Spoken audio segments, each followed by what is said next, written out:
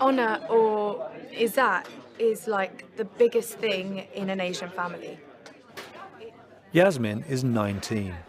She is doing an NVQ Level 2 in administration at her local college. So when you're a girl in a family like mine, there are so many ways you can shame your family.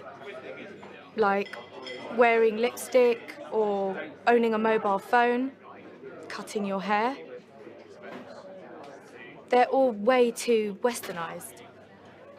Yasmin has been diagnosed with bipolar disorder, a mental health condition, which leaves her especially vulnerable.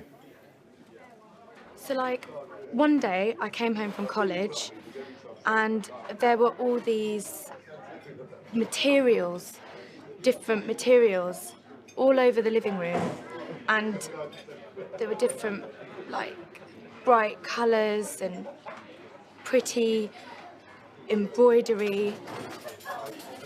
My mum was folding them and putting them into a trunk. I asked her, "What are these for?" She said, "They're for your wedding." Yasmin's mother and father had arranged a marriage for her with a man from Karachi. I was like just shocked. My mum showed me a picture of the man they wanted me to marry. He was like really old. I just wanted to scream.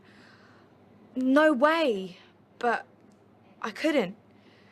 The plan had been for Yasmin to fly to Pakistan with her mother to meet and marry her husband. I was getting so worried that I couldn't do my work and I was falling behind. So my lecturer wanted to have a chat. I think she thought that we were going to talk about coursework and that, but I started telling her about why I was worried and that I didn't want to marry this man in Pakistan, and I told her everything, really. Yasmin's lecturer contacted the police, who in turn notified adult social care. The police led the intervention and Yasmin was taken to a place of safety directly from the college. My lecturer knew about this thing called safeguarding. I don't really know exactly what it is. It's like keeping me from harm.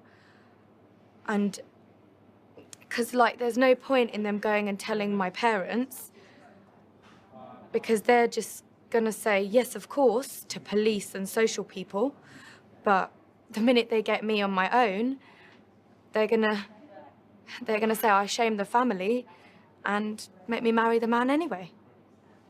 Often people with mental health issues or learning disabilities aren't believed, and people tend to check their stories with the families. In doing so, they are placing that person straight back into the path of harm. I miss my mum and dad. But now I can do my course and I can be myself, and